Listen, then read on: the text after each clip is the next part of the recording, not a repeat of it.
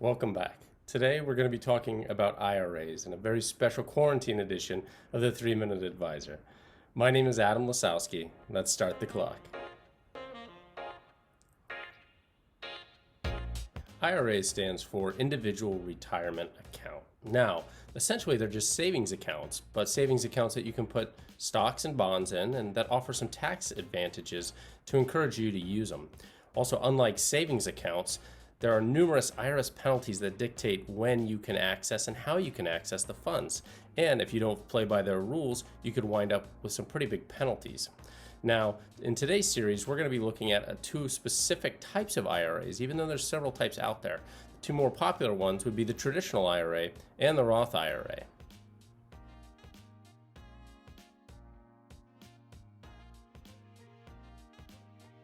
First up, let's talk about the traditional IRA. Traditional IRAs are typically considered pre-tax savings. What that means is if you qualify to make this type of contribution, then that amount gets deducted from your income. Essentially, that income was earned tax-free. But instead of paying tax up front on this contribution, as the money grows, you're going to have to pay tax when you take it out at retirement for withdrawals. Let's illustrate this for a second. In 2020, if you qualify, you're allowed to put $6,000 into a traditional IRA. If we're under a certain income threshold, we're going to be able to deduct that amount from our taxes this year. Now, over the next 30 years, let's say it grows to become $24,000.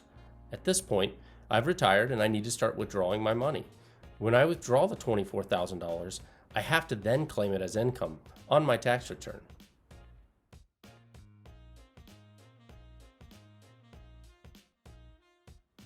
Next up, let's look at the Roth IRA. Now with the Roth IRA, you don't get to deduct the income from your taxes that you put into the account. In other words, your contribution is going in after tax. Now, the benefit here is that at a certain point in the future, that entire amount can be withdrawn tax-free. Looking at this illustrated, we want to put that same $6,000 as we did before into a Roth account instead. We're going to owe income tax on this when we file our tax return, and so let's assume that we need to set aside $500 from the contribution to cover that. Now, we've only been able to contribute $5,500. Over the next 30 years, let's assume this grows to $22,000. Now, when I withdraw that $22,000 at retirement, I don't owe any tax at all. It's all tax-free. Now, in order to contribute to these types of accounts, you have to be earning income in the IRS's eyes. Now, they limit how much money you're able to put into this account each year, and that often changes year to year. Another limitation is how much income you can earn before these accounts no longer become available to you. For instance, with the Roth account, if you earn too much, you simply can't make a contribution at all. Now, before you do any type of contribution, you're always going to want to talk to a tax professional, a financial advisor, or a financial planner to make sure that they understand your situation and can help you avoid any costly tax penalties and mistakes.